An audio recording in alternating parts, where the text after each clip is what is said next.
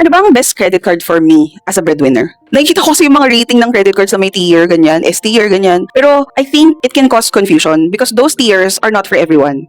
So hi, I'm a mom of 3 and a breadwinner building a 60 million peso portfolio. And before my kids get their first credit card, I want to teach them the one lesson I had to learn the hard way in my 20s. A credit card is not extra money, and high-tier cards come with a hidden cost. I think sa country natin, unti-unti na tayong namumulat dun sa concept ng credit cards. Pero how I wish, if beginners yung mga gagamit sana, meron tayo munang system na ma-develop for them to practice revolving credit. So ano ba tong revolving credit? I think for now, nasa mga magulang muna yung responsibility on teaching their kids. Pero kung magkakaroon ng ganitong system, mas magiging maganda. So going back to revolving credit, I was thinking yung tipong you're only allowed an amount that matches your bank account. Para just in case, limited yung possibility for you to overspend or spend excessively. Kasi when I was younger, ito yung naging challenge ko eh. Usually naman talaga responsible ako with money. Pero naging emergency fund ko yung credit card ko. Hanggang sa nahirapan akong bayaran siya. And I know at the time, I was definitely not ready for it pa. Anyway, ang dami ko kasi nakikita ng mga posts on rating the credit card per tier. Ako rin, parang I admit na parang feeling ko nagkaroon na rin ako ng FOMO dun sa concept na yun. I understand naman na they are reviewing it based on its merits or reward. Pero may underlying considerations pa kasi before you consider those tiers. And yun, I guess, yung dapat nating pag-usapan.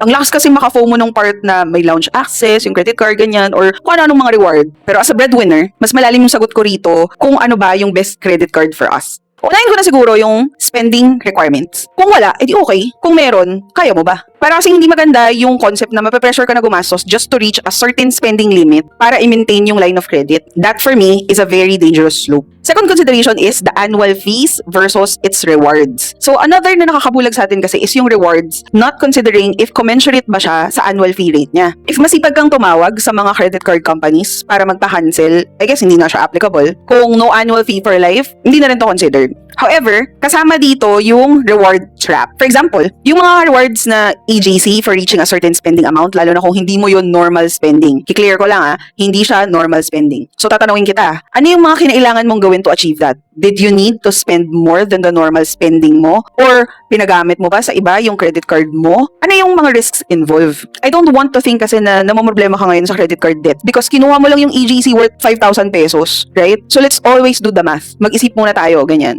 Let's always remember na the best card is the one with zero maintenance cost. If nakuha mo siyang no annual fee for life, minimal rewards, but no pressure on spending, for me, yun yung best. Example, in our family, we have 6 credit cards. 3 sa akin and 3 sa husband ko. 4 of them have no annual fee for life. So technically, we don't have a cost to keep them. We just use them sometimes para may activity. If hindi na ma-retain yung status na no annual fee for life because of the spending activity namin, we can have them cut anytime. Hindi siya loss. Yung last 2 na meron ako, I usually call the bank to have them waived, pero ipapakat ko na rin yung isa because I can only maintain 2 cards for my well-being. Nalilito kasi talaga ako. So far sa credit cards we have, the main thing that we get is the points. And we use that every December kasi yun yung event-heavy month namin. For 10 years now, we have always had our Noche Buena and Medianoche free, including some of our pamasko. Gusto ba namin ng ibang perks, like yung mga lounge access, ganyan? I don't think that makes sense for us, lalo kung 7 kami na on a trip, tapos 4 lang yung magkakaroon ng access. Or, hindi kaya if we are only traveling once a year, diba? Hindi siya nagme-make sense for us. And dun sa mga